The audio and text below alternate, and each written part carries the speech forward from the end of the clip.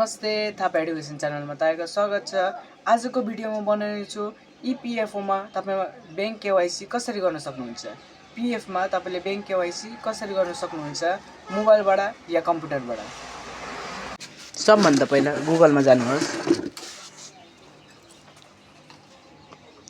गुगलमा यहाँनिर माथि सर्च गर्नुहोस् इपिएफओ।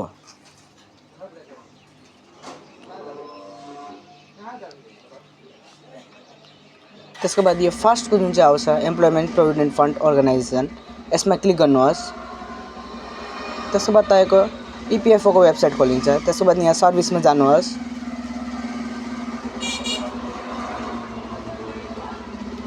सर्भिसमा जानु भएर फर एम्प्लोइज लेख्नुहोस्। त्यसको बाद यहाँ मुनि सर्भिसमा सेकेन्ड नम्बर अप्सन, त्यसमा क्लिक गर्नुहोस्। त्यसको बाद तपाईको यहाँ एउटा अझै एउटा पेज खोलिन्छ। त्यो पेजमा यहाँनिर तपाईलाई यो आउँछ अलर्ट, त्यो ओके दबाउनुहोस्। त्यसको बाद यहाँ तपाईँ 1 नम्बर लेख्नुहोस्। 1 नम्बर लेख्नुहोस्। त्यसको बाद पासवर्ड लगाउनुहोस्। त्यसको बाद साइन इन गर्नुहोस्।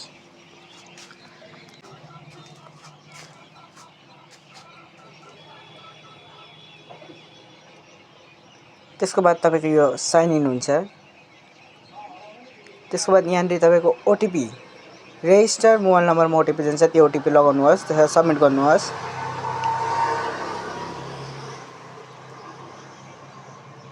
त्यसको बाद तपाईको खोलिन्छ। त्यसको बाद यहाँ भेरिफाइङ हुन्छ एकछिन। त्यसको बाद यो आउँछ, यो अलर्टलाई तपाईँ ओके गर्नुहोस्। त्यसको बाद यहाँनिर तपाईँ म्यानेजमा जानुहोस्, केवाइसी मा गर्नुहोस्।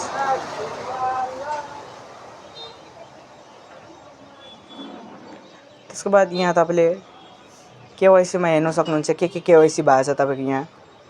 जस्तो कि यहाँनिर तपाईको यो केवाइसी पेन केवाइसी भएको छ, यहाँ पेन केवाइसी भएको छ। अब तपाईलाई यहाँ बैंक केवाइसी गर्नु छ। बैंकमा क्लिक गर्नुहोस्। त्यहाँदेखि यहाँ बैंकको एकाउन्ट नम्बर, त्यहाँ कन्फर्म बैंक एकाउन्ट नम्बर, 2 खेप एकाउन्ट नम्बर लगाउनु पर्छ। त्यसको बाद त्यो बैंक एकाउन्टको आइएफएससी कोड लगाउनु पर्छ तपाईले यहाँ। त्यो फिल गरिहाल्नुहोस् जसरी मैले यहाँ फिल गरिसकेको छु। त्यो फिल गरिसक्नु भयो भने त यहाँनिर भेरिफाई आइएफएससी आउँछ, त्यो भेरिफाई गर्नुहोस्। त्यहाँको त्यो भेरिफाई हुन्छ। त्यहाँदेखि यहाँ माथि एउटा अप्सन आउँछ, त्यो ओके गर्नुहोस्। त्यो भेरिफाई भइसकेर तपाईले यहाँनिर एउटा टिकको अप्सन छ, त्यो टिक गर्नुहोस्।